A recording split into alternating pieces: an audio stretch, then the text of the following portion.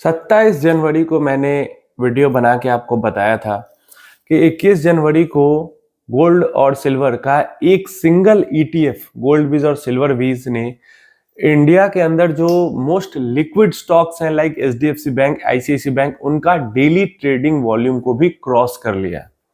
सिर्फ एक ईटीएफ की। तो सारे ईटीएफ्स मिला के गोल्ड सिल्वर के कितना ज्यादा ट्रेड हो रहे होंगे आप ये सोच लीजिए। सिर्फ दो एसेट्स, एक गोल्ड एक सिल्वर। तो भयंकर तरीके की मैडनेस गोल्ड एंड सिल्वर के अंदर चल रही है, अभी चली रही है, मैं कहूंगा अभी चली रही है। और 2-3 दिन पहले मैंने वीडियो बनाया और उसके मतलब समझो उस दिन से खेल चल ही रहा है। वीडियो मैंने बनाया उसी दिन से खेल चल रहा है। जबरदस्त क्रैश हमें देखने को मिला गोल्ड सिल्वर के अंदर में, और उसके बाद जबरदस्त रिकवरी भी देखने को मिली। मतलब गिरा ज्यादा, रिकवर कम हुआ, और फिर से आज हमें एक जबरदस्त क्रैश गोल्ड एंड सिल्वर के अंदर देखने को मिल रहा है। 20% प्लस का crash on an average her ETF के अंदर सिल्वर के अंदर हमें देखने को मिला है। म्यूचुअल फंड के अंदर में कल एनएवी रिफ्लेक्ट होगी। गोल्ड के अंदर में ऑन एन एवरेज 10% से ज्यादा क्रैश हुआ है। तो भाई गोल्ड भागा भी कम था सिल्वर के मुकाबले में। पिछले 1-1.5 साल में जो रैली हुई है सिल्वर और गोल्ड की, सिल्वर भाई ऑलमोस्ट 3 गुना पहुंचा पड़ा है, गोल्ड 2 गुना पहुंचा पूरा है। तो ज्यादा गिरा है सिल्वर, गोल्ड थोड़ा कम गिरा है। लेकिन इस चीज को समझो, अगर आप रीजन ढूंढने जाओगे कि क्यों गिरा है, तो रीजन मैंने भी ढूंढने की कोशिश की। जो रीजन मुझे मिले वो उनसे मैं खुद सेटिस्फाइड नहीं हूं, तो मैं रीजन वो आपको क्या ही बताऊं। तो रीजन कुछ यहाँ पे किसी को समझ में नहीं आ रहा। ऐसा नहीं है कि ग्लोबल अनसर्टेनिटी खत्म हो गई है, डॉलर बहुत ज्यादा रिकवर कर रहा है, क्योंकि डॉलर इंडेक्स भी 96 के पास पहुंचा हुआ है। डॉलर इंडेक्स भी 96 के पास पहुंचा हुआ है। ग्लोबल इक्विटीज में भी फॉल हो रहा है, गोल्ड और सिल्वर के अंदर भी फॉल हो रहा है। तो लगभग ये सब एसेट क्लास साथ में गिर रहे हैं, साथ में बढ़ते भी है, तो साथ में अब गिरना भी यहाँ पे जारी है। जब सब गिरता था तो सेफ हेवन गोल्ड के अंदर पैसा आता था, अभी गोल्ड भी गिर रहा है। रीजन कुछ लोग कह रहे हैं कि सेंट्रल बैंक्स ने बाइंग बंद कर दी है, और जो बड़े कंज्यूमर्स है लाइक इंडिया एक बहुत बड़ा कंज्यूमर है गोल्ड का ज्वेलरी के मामले में, लेकिन हाई डिमांड के कारण ज्वेलरी का डिमांड घटेगा। तो ये सब रीजन दिए जा रहे हैं, लेकिन ये सब रीजन एक दिन में 20% क्रैश का रीजन, 10% क्रैश का ये रीजन नहीं हो सकता है। कुछ ना कुछ चल रहा है गोल्ड सिल्वर के अंदर में, वॉल्यूम इतना हाई जा रहा है। डेफिनेटली बहुत सारे लोग बहुत सारा पैसा जरूर डाल रहे हैं, और वो ऑफसेट जरूर कर रहा है थोड़ा बहुत। अब सेंट्रल बैंक की बाइंग को ऑफसेट नहीं कर सकते, लेकिन ऑफसेट थोड़ा बहुत कर रहा है कि चलो वो लोग नहीं खरीद रहे तो हम खरीद रहे। तो चीज यहाँ पे हो रही है। अब यहाँ पे करना क्या है और क्या नहीं करना है ये आपको समझना है। रीजन ढूंढने जाओगे क्यों गिर रहा है, क्यों बढ़ रहा है। गोल्ड सिल्वर के ना बढ़ने का रीजन आपको समझ में आएगा, ना गिरने का रीजन। ठीक है, वो सब चीजें इंडस्ट्रियल यूज हो गया, सेंट्रल बैंक बाइंग हो गई, ये सब होता है, लेकिन एक्चुअल में आपको समझ में नहीं आएगा। तो हमें क्या करना है एज ए इन्वेस्टर, ये समझना ज्यादा इंपॉर्टेंट है। तो हमें एज ए इन्वेस्टर सबसे पहले ये ध्यान रखना है कि मैं कई बार जो चीज आपको बता चुका हूं, न तो बहुत ज्यादा एक्साइटेड होना है रैली को देखकर, और न ज्यादा पैनिक मोड में जाना है गिरावट को देखकर।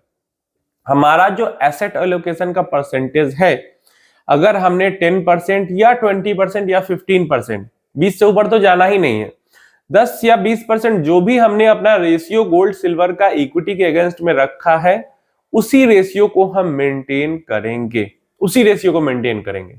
अगर दोगुना हो जाता है तो हम घटा लेंगे बेचकर परसेंटेज, अगर कम हो जाता है परसेंटेज तो खरीद के बढ़ा लेंगे। लेकिन अगर एक 80-20 रूल हम फॉलो कर रहे हैं इक्विटी और गोल्ड का, मान लो यहाँ पे हम बात करते हैं इक्विटी और गोल्ड का, अगर हम 80-20 रूल फॉलो कर रहे हैं, चलो 90-10 रूल ही फॉलो कर रहे हैं, तो अगर रैली आएगी तो वो 10 से बढ़ जाएगा तो हम बेच देंगे, और गिरावट होगी तो 10 से घट जाएगा तो हम खरीद लेंगे। तो ये 80-20 या 90-10 जो भी रूल आपने अपने पोर्टफोलियो के लिए गोल्ड का बना के रखा है, उस रूल को हमेशा फॉलो करना है। इससे होगा क्या, ना तो रैली में आपको लगेगा प्रॉफिट बुकिंग करूं, क्या करूं, कैसे करूं, क्या करूं, ना इससे आपको फर्क पड़ेगा, ना गिरावट से आपको डर लगेगा। गलती क्या हो जाती है कि जब रैली आती रहती है तो फियर ऑफ मिसिंग आउट में भर भर के हम लोग खरीद लेते हैं, और जब इस तरीके की गिरावट होती है, किसी दिन 10% गिर रहा है, फिर 5% रिकवर हो रहा है, फिर 20% गिर रहा है, फिर 10% रिकवर होगा, कुछ फायदा है ऐसे में? तो लोग यहाँ पे पैनिक करके सेलिंग करने लगते हैं। तो यही दो चीज होती है, फियर ऑफ मिसिंग आउट और पैनिक, ये दो चीजें होती है ना, यही दोनों चीज इन्वेस्टर से मार्केट में गलती करवाती है। और ऐसा नहीं है सिर्फ ये गोल्ड सिल्वर के अंदर होता है, इक्विटी में भी होता है। गोल्ड सिल्वर से ज्यादा ये दोनों चीज, पैनिक सेलिंग और fear of missing out, equity के अंदर होता है। इक्विटी में जब रैली आती है तो ऐसे ही लोग फुमो में पैसा डालते हैं, खासकर सेक्टोरल फंड्स के अंदर, सेक्टर वाइज वाले जो फंड्स होते हैं, वहां पे तो हर टाइम पे किसी न किसी सेक्टर के अंदर रैली आती होती है, तो वहां पे फियर ऑफ मिसिंग आउट होते रहता है, और जब गिरावट होती है तो पैनिक सेलिंग होती है। तो एसेट एलोकेशन फॉलो करना सबसे बेस्ट तरीका है। इक्विटी का एसेट एलोकेशन जो है वो इक्विटी का रखें, एंड जो गोल्ड सिल्वर का है गोल्ड सिल्वर का रखें, और बड़ा portfolio like more than crore का पोर्टफोलियो है तो रियल एस्टेट का अगर एक्सेस है तो उसको भी अपने एलोकेशन के अकॉर्डिंग रखें। बिल्कुल भी अंधा पैसा ना कहीं पे डालना है, ना अंधा पैसा कहीं से निकालना है। समझ में आ गया ऐसा तो। अब ये जो पैटर्न आपको स्मॉल कैप्स में दिखते हैं, जो पैटर्न आपको स्मॉल कैप स्टॉक्स के अंदर दिखते हैं, म्यूचुअल फंड तो फिर भी थोड़ा सा स्टेबल हो जाता है, लेकिन जो आपको स्मॉल कैप स्टॉक के अंदर पैटर्न दिखता है ना, सेम पैटर्न आपको सिल्वर के अंदर देखने को मिल जाता है। वही पैटर्न सिल्वर के अंदर देखने को मिलता है, 25%, 50% बढ़ना, 15%, 10% गिरना, 100% बढ़ना, 20%, 25% गिरना। सेम पैटर्न आप हिस्ट्री सिल्वर की अगर उठा के देखते हो तो आपको सेम स्मॉल कैप वाला पैटर्न देखने को मिलता है। गोल्ड फिर भी थोड़ा लार्ज एंड मिड कैप की तरह बिहेव कर लेता है, लार्ज एंड मिड कैप की तरह आप इसको मान सकते हो। उसी टाइप की वोलेटिलिटी गोल्ड के अंदर होती है। क्रैश बहुत ज्यादा नहीं होता है, लेकिन बहुत तेजी में बढ़ता भी नहीं है। अभी पीछे थोड़ा सा एक्सेप्शनल हो गया है पीछे 1-1.5 साल में, नहीं तो समय समय तक मतलब लगा रहता है। तो ये कोइंसिडेंस देखो, ऐसा नहीं हो रहा कि मैं बहुत बड़ा ज्ञानी हूं, मुझे सब पता है, मुझे पहले से पता, ये जस्ट एक कोइंसिडेंस है। एक 21 जनवरी का डेटा आया था, उसको लेकर मैंने आपको वीडियो बनाया, ऑलमोस्ट 27-26 को वीडियो बनाया था, 27 को अपलोड किया। 28, 29, 30 से गोल्ड सिल्वर के अंदर भयंकर वॉलिटिलिटी बनी हुई है। Just coincidence, pure coincidence. कोई मैं भविष्य गया था, कोई बहुत बड़ा एनालिस्ट नहीं। मैं बस आपको समझा रहा हूं कि जो गलती आपने 2024 के अंदर की, वही गलती आप 2025 लास्ट या 26 के अंदर न करें। अभी सीख जाओगे, नुकसान अगर में हो तो कम होगा, और नहीं हो तो नहीं होगा आगे। अब बहुत सारे लोग, चलो बहुत सारा पैसा डाल दिया, थोड़ा प्रॉफिट हो जाए तभी निकलूंगा, इस चक्कर में अपना नुकसान नहीं। जिस टाइम पे आपको एसेट एलोकेशन समझ में आ गया है ना, उसी टाइम पे अपना एसेट एलोकेशन पोर्टफोलियो का सही कर लो, उतनी जल्दी आप बच जाओगे। एसेट एलोकेट करके आप रखते हो अलग अलग, तो आप अपने आप को प्रोटेक्ट करते हो, अपने आप को प्रोटेक्शन आपने रखा हुआ है।